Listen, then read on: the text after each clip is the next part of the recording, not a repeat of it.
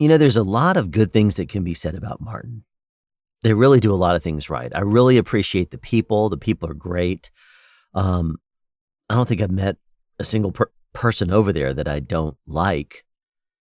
There's one person that one of the planners that irritates me a bit with some of his planning, but I don't think he's doing it intentionally. I think he just goody hiccups. I think he's just doing it more because he just forgets when I start and doesn't think about the fact that I start at 7 p.m. and connects it with the fact that I'm a home daily driver. Sometimes he will probably expect me to do a layover someplace, but since I'm home daily, it's not really something I can or should do. So it's interesting, though, because when you drive overnight, there are benefits. One of the biggest ones is that there's no traffic on the road.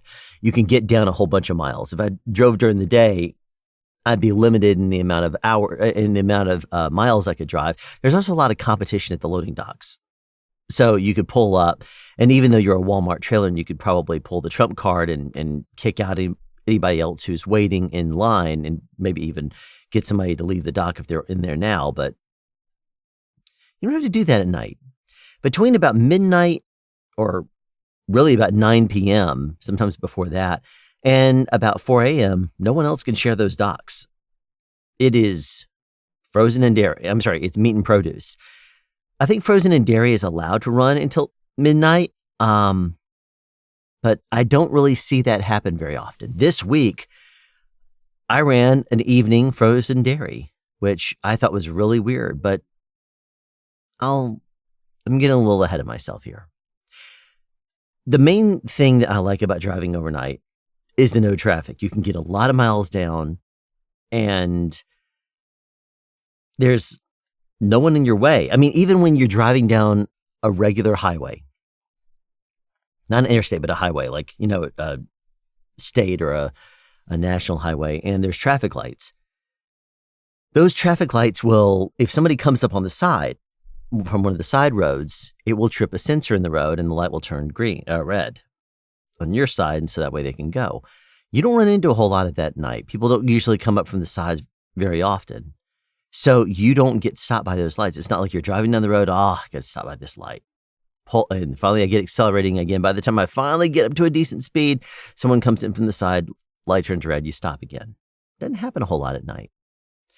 Stop and go traffic, I've noticed, will take my miles per gallon down to the low 7s. I'll see it down at like 7.1 sometimes if I'm start, stop. But most of the time, if I drive at night, even when I put the gas pedal down and keep it down halfway the entire time, it's not that big of a deal. It maintains around 8.0, if not higher, of miles per gallon. It's nice. Now, the truck I was in this week did not have a top speed above 65. It doesn't matter if you try the passing, the passing technique with the gas. It doesn't matter if you tried setting the cruise control and move up there. But I will say that the truck actually had more power up to 65. Many times the trucks I drive, they stop accelerating with very much power when you get to 65. It like won't go up on cruise control. It won't go up a hill as strong. If you're, going up a slight hill, like even that kind of a hill, it won't really accelerate strongly after about 63 miles an hour, sometimes 64. The truck I was in this week, speed would not go above 65, but it maintained a higher amount of power. And once it hit 65, if I was going up a hill, it would power all the way up to it as if I was hitting the gas. And once I got up to speed, it would just level off. But as soon as I dropped below 65 again, it would say, okay, let's put on the gas, throttle this thing up. It's just kind of cool. So driving at night, no traffic, means you get more miles down. People don't stop you in your progress coming up from the side or something like that. And the best thing of all is the loading docks. After 4 a.m., the game changes. people really come in and you start having water trucks, Coca-Cola trucks, Pepsi trucks. All the different trucks will get in your way. And it's annoying having to wait for them to move. And there were times this week that I would pull up into a loading dock. There would be a Pepsi truck or a Coke truck, and they would just take their sweet time. They would unload, and when they were done, they'd put their hand truck back on the cart. They'd pull out and sit there and scroll through all the different paper stuff and just, I don't know what in the world they're doing, but they're just sitting there looking at it. And I'm like watching them as the clock literally was approaching 10 minutes. It got 8 minutes before they finally stopped looking at it and went over and had an employee look at their paperwork. And then they confirmed the number of pieces. And then there was a discrepancy. So I had to spend another 2 minutes on that. It's just like, after 4 a.m., I don't like the competition. I don't like having to wait. And nor do I really want to try to be a jerk and say, dude, I need your spot. I drive a Walmart trailer. I don't like to pull that card. So let's take this back to where we were this week. I got in the truck. Well, okay, let me start back before that. I went to bed, and after sleeping about 2.5 hours or so, I got up and checked my load the way I normally have gotten into the habit of doing. And I saw a really weird one. I was sent a load with either 2 or 3 stops. And the third stop I recognized as a 4 a.m.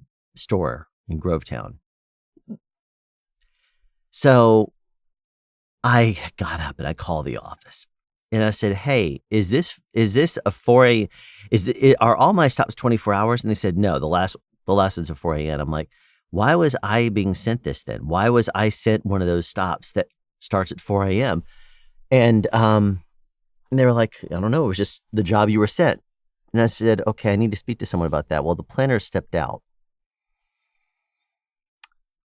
Okay, can you leave a voicemail? Can you leave a message for me? Sure. Never got a call back. So, a little bit frustrated about that. But I took another melatonin. Even though normally I don't do that, I took another melatonin. I've gotten in a bad habit the past week or two of taking it to knock me back out. Because if I wake up and I'm agitated or whatever else, I'll go ahead and go back to sleep.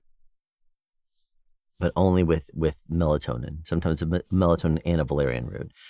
But now I got called back from the planner. So the next time I got up on my own, it was about an hour and a half before I would get up normally. And I thought that 4:30 would be a time I could get the planner on the phone, but apparently not. He'd already left for the day. So I was irritated, stayed up, was tossing and turning when I tried to go back to sleep. So I said, I'm just going to go in. I went in and talked, because I tried calling and they said he wasn't available. So the best I could do was come in at my regular time where they said call in and we'll see if we can get you swapped on to something else. The night shift will have to look at that once they see what all their jobs are. Well, I was like, all right, fine. I'll go on in. I thought about calling. I said, I'm going to go on in. Really irritated though. I got in there and they ended up they were able to switch me out. They were able to switch me out on another job, which was nice because it to me was one of those things where I couldn't help but be a little frustrated because if I was sent a job to begin with, that if this job was available, then it should have been one that they could have sit me out on, and it shouldn't been an issue. But they sent me on a 2-stop to Buford and Gainesville. I went back, traded out that load, and I got another job, and it was to Thompson and Grovetown. Once it kind of got going, it was smooth sailing, except for the fact that it almost was like they're starting to ration stretch wrap. I wish they didn't do that. I wish they wrapped the stretch wrap around the pallets all the way, because this week there were 2 different loads that I ran where when I opened up the back of the trailer, I noticed that there were some collapses. And mainly because you would look at the stretch wrap, it would go all the way up until on one pallet, it was about 1.5 feet down, 1.5 to 2 feet down from the top. So on one side, I know it was that high because the stretch wrap went up and the boxes had fallen off on one side, but not the other. And so that's a bit annoying. It means that the Walmart is going to have to recover the pallets and whatever else. On another store this week, there was some mega pallet collapses, and it took multiple employees to straighten it back up. It was I felt bad for them. But if you just wrap the stretch wrap all the way around up to the top, and when you got up to the top, you just wrapped it 1.5 times completely, and then you tied it off, it would be fine, as opposed to breaking off and falling down. But, I guess it happens. Buford, when I got to Buford, they said that, because they had to restack some collapsed pallets, and when you first open up the sealed trailer, as long as, you didn't pack it, so it doesn't really fall on me. If I close up the trailer, seal it myself, and then I get to another store and it collapsed or fell over or something like that, then it's on me because I didn't secure the load properly. But when I didn't secure the load and I go to open up the back of the trailer and the pallet seal is broken, if there's stuff that's collapsed, usually it's because a box, they didn't stack things correctly and one of the boxes collapsed on one side. So it squashes the product, which has to be replaced and written up so that way they can claim it as a loss. But it's just, there's different aspects to it. The main thing is that I wish they would stop rationing the stretch wrap. I don't know why they're doing that. Next day, it was another one of those cases where I got up and there was a load that I had gotten, the same kind of thing. Well, first of all, when I got up, the first time there was no load there. So I went back to sleep. And the second time I got up, I had another load that had a 4 a.m. store on it. I'm like, what is going on? Why would you send me these that have 2, maybe 3 stops? I start at 7 p.m. I'm going to arrive before midnight and be sitting around waiting for 4 hours. So this time I was advised it'd probably be better if I called in as opposed to just showing up and seeing what they have for me. So this time I called in just after 6 o'clock. It was 6:20. They said, we're going to have to check and see if there is anything available because I'm not aware of anything. I called back at 7 and they said, I think I might have you something here. And then they looked at it and they said, yeah, these are 24-hour stores. I could swap you to this. And so I said, all right, that's great. And then they sent me the job and I started at 7 p.m. I'm sorry, 7:30 p.m. But in that particular case, that wasn't my Wednesday, actually. That was my my Thursday. The reason that came into play is because of the timing later. I'll get to that. Let me go to Wednesday first before I jump around too much. I was sent 2 one-stops. The first one-stop was to Jasper, which is, North Georgia mountains. Not bad at all drive. By the time I started, headed straight out, got to the Jasper County store, and they unloaded me. That was great. I just got completely unloaded, then went back to the DC. Traded out the trailer, got another one, went and delivered it to Macon, Georgia. But these were one-stops. These had only one stop to go to. So fairly full trucks, or trailers rather. That was kind of cool.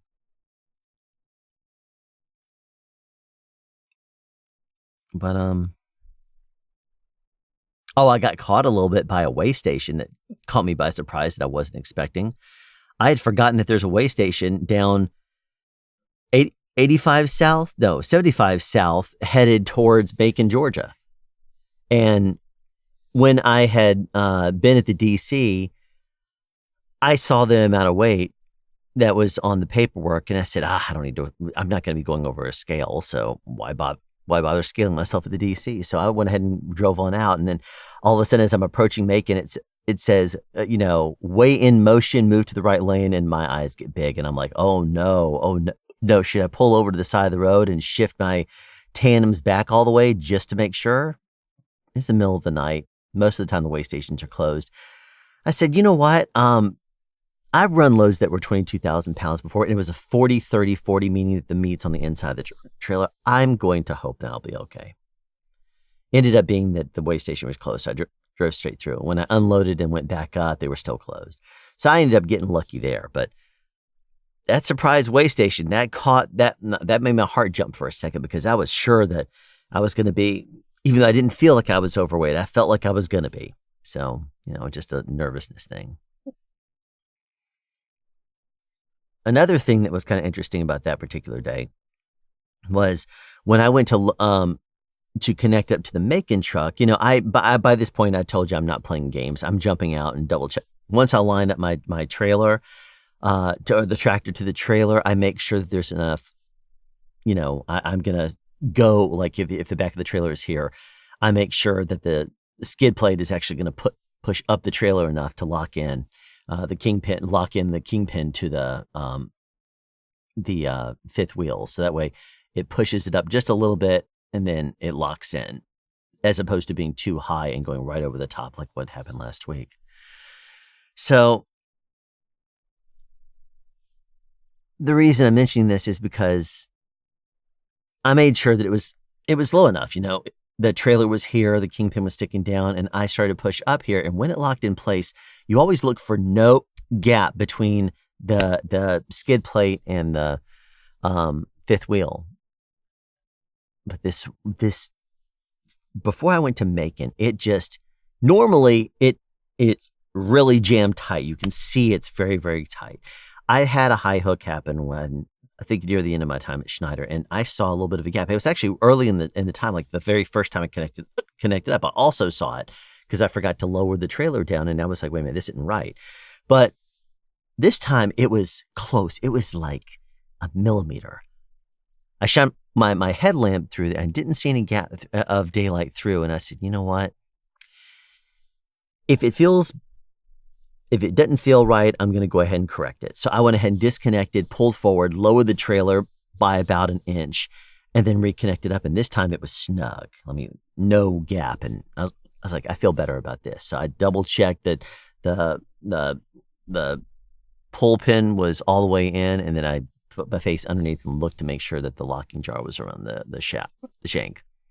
And it was. So that was good. But yeah, that was kind of one of those interesting things that I saw no daylight in there. So usually if you shine a light and you don't see daylight on the other side, even though it's night, you don't see the light travel through there. And the headlamp is literally right here. So it's almost in line with my eyes, but what about to risk it? It's just not worth it. On my Thursday, I went to Greenville and then Taylor, South Carolina. And then I went to Oakville for my second load. Is a bigger one. They said it's a refrigerated load. It was Oakwood and Gainesville. Now the Greenville and Taylors, those were earlier in the day. Those were actually frozen dairy. It's the latest frozen dairy I've ever delivered. And they said you can deliver that before midnight. Okay, I thought that I was only meat and produce at night. Well, no, you could run produce, frozen and dairy if they're behind. You can run it up to midnight. My second load, though, was a meat and produce to Oakwood, then Gainesville, and then I had to kind of sweep out the trailer or whatever, and then go to Pendergrass. Now, this was another one of those situations where they didn't load the trailer properly and wrap it with saran wrap. So at the very, very top, there was about 9 inches or so at the top of this one pallet all the way at the very, very end that had eggs in it. And it had a couple of actually, I think it was 2 of the 12 packs of eggs fall out and smash onto the inside of the trailer.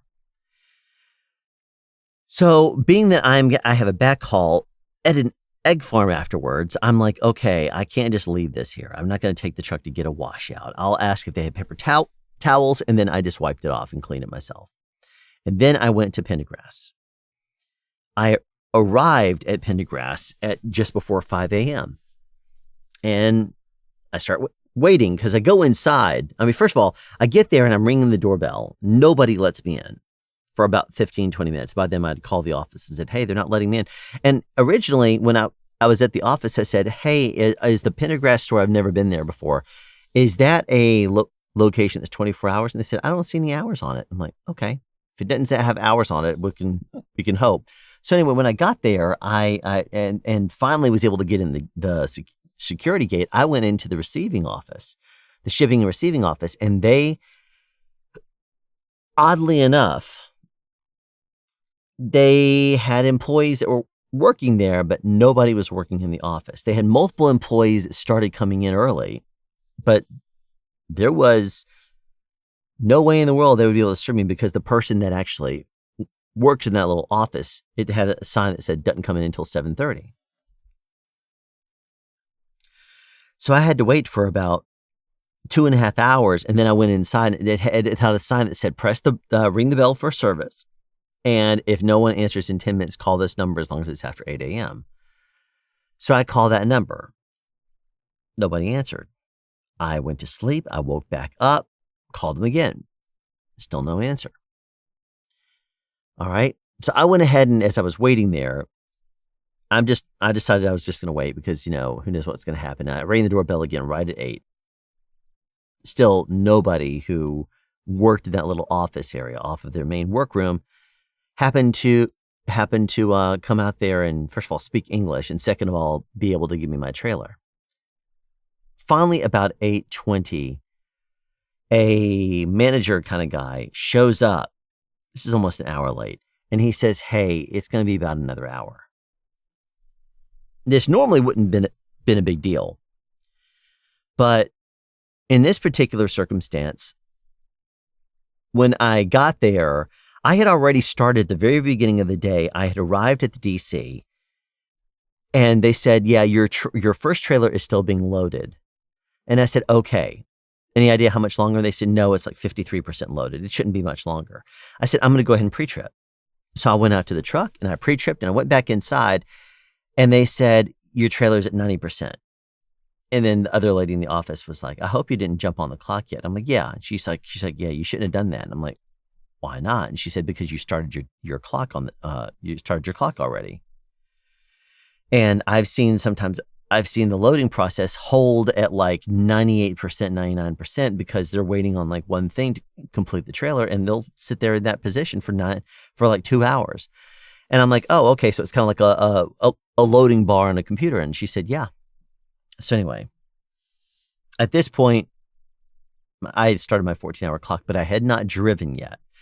I was only in the on-duty status. I had done my pre-trip, and then I crept over at less than 5 miles per hour over to the office where I went inside. And I had over an hour at this point of sitting there waiting. Well, almost over an hour of me coming in, logging in, and then sitting there idle. But still, it was like 50 minutes that I was sitting there idle waiting while I had no other assignment or anything like that. So my clock was ticking away. So one of the things I did do later is I went back and edited my time. Now, when I first started with Martin, I told you that editing my hours to try to give myself hours where it is kind of against the whole idea behind having these rules. But the way I look at it is I didn't have to jump on the clock when I did. I went ahead and started my pre-trip, and I put it in the system when I did. So instead, what I did is I edited my hours so that the last 15 minutes of that was my pre-trip, because I had done about a 15, 20-minute pre-trip.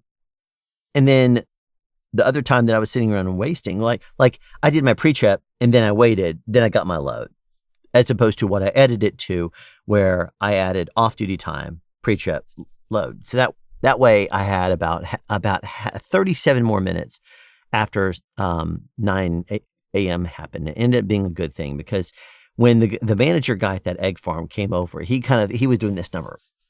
Yeah, it's probably going to be another hour or so. Well, this is at approaching 8:30 a.m. So I called the office and I said, hey, I was told this is going to be about another hour, if not longer. Because they'll say it'll be another hour, but we know it's going to be an hour, and then it's going to take a while to close up, so it might be an hour, 15 minutes. By that time, I knew I was going to be out of time. So I called the office and said, hey, Alan Williams here. I need to make sure that I can, I was like, I need to get some advice here, because I have like on my clock, it's going to expire at 9:30 8:37 a.m. And right now they just got through telling me it's going to be another hour. And they were like, okay, well, let's contact the planner and go back and forth. And what they ultimately decided, the dispatcher was like, all right, I'm going to make an executive decision and pull you on back. Come on back to the DC. And I said, should I bring my empty trailer? And she said, yes. And I had already dropped it because I was trying to use my time efficiently. So that way, when I got my load, which there was only one yard, there was only one trailer in the yard that still had a Walmart logo, stuff like that on there, but it was connected up to the dock apparently. I just didn't go pick it up. But I was told I needed to pick up my trailer again. And they said, yeah, because you're running out of time. You only have like an hour left. And it was like 48 miles, something like that. So it was like, and many of those were speed limit like 45. So it involved hustling. It was a little bit over. I take that back. It was probably a little bit over an hour, like an hour and 15 minutes. So I went over there to grab my trailer. I rolled it up a little bit, disconnected the electrical and the emergency and regular air, and started to pull away. And because it was soft ground that I was on, I hear scraping. And I instantly stop. And I had just barely been creeping forward. You don't just hit the gas and fly. I had just started to creep forward and I heard a little bit of a scraping sound. I slammed on the brakes and I went and looked. Ended up being that I forgot to pull the landing gear up. But when I dropped it, I did, leave about an inch or, inch and a half. So that way, when I disconnected, the trailer slides down like this and it goes down. So when you go to pick it back up, it will definitely get up and underneath it. So when I picked up the trailer, the feet were off the ground. They were not rested on the ground. So when I pulled away, what ended up being that sound I heard was the loose gravel on top ended up it slid a little bit on the loose gravel. Not loose gravel, it's more like loose sand at that point. So since I heard that, and I was like, that sounds like I know what that is. And then I realized what it was. It was a landing gear that was down. And it had moved a total of about 2 feet before I caught it. Because as soon as I started to accelerate, I heard it and reacted instantly and said, what is that sound? Let me go investigate. And then I was like, oh, I know what that sound is. It was me sliding. And it ended up being, I looked at it because I was like, am I going to have to write this up? But it ended up being that it's like loose sand, makes little dune type things, and you can easily kick straight through it, and it's just knocking over the sand. It just ended up being that it was making a little bit of a sound. That's why I noticed it. But I looked at the path from the landing gear. It never hit solid ground. It was just, it went over the top of the sand and probably hit some loose rocks, and that's what I was hearing because I'm tuned into it.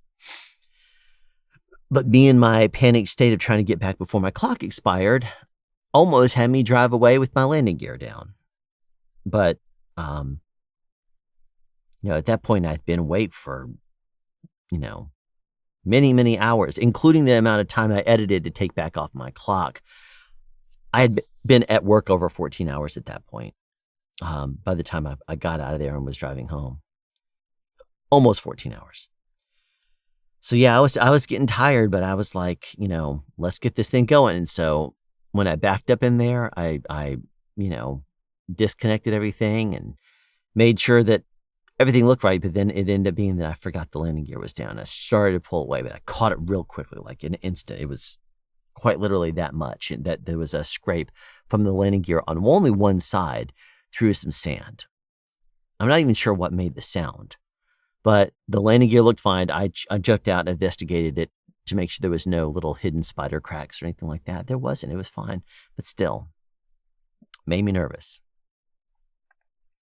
So that egg farm would have had me waiting for like 4 hours, maybe 3.5 hours, something like that. Wasn't very pleased by that. Now, Friday was pretty smooth sailing. I just had one stop. I dropped off in Statesboro, and then I drove down to McDonough. McDonough ended up being a Sam's Club that didn't open until 4 a.m., and I was there waiting for them when they got there. So, I didn't run around the building and go in the front. I just waited in the back until they opened the door because I was already there and it was before 4 a.m.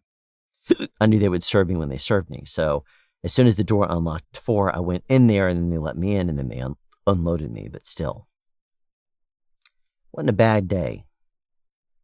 Got 400 and some odd miles now, which is nice. So I think that's pretty much it. Martin, I'm enjoying my time there. Aside from the issue of me not resting nearly as well as I'd like, because I'm getting thrown off a little bit by my sleep schedule from having to wake up to check my load, and my body's now trained to do that. So I think I'm doing well. I think that things are going well. I shouldn't be distracting people because I'm not looking at my cell phone while I drive and, messing with cell phones, seeing what's going on Facebook, and that kind of stuff. I'm still concentrating on behind the wheel. So there's probably a lot of like-minded people that seem to that seem to be okay with the company and the way they interact and everything. But I know I am. Driving in the middle of the night, you have less traffic. You don't have to worry about stuff. And I feel bad because some of these drivers are posting and saying, I was able to get a full 200 miles a day. And I'm like, that's it? You have to do 7 stops in order to get the guaranteed pay. So I have not hit the minimum guaranteed pay yet, which is kind of nice. So that's pretty much the latest. I'm enjoying my time there. I find that I drive with a smile on my face at night. I'm still not very happy about the having to goal every single time I get out and send a freeform message. And getting out when even it makes no sense to, because you'll pull forward. You can look in your mirror, see there's nothing back there, just like it was when you drove that way. And so why should you have to say goal? Well, the reason why is because it's a company policy now. So I will follow it, and even though I find it annoying, I will still do. So there you go. Yes, I'm tired. What can I say? It's been a long week. Whatever, though. Thanks for watching.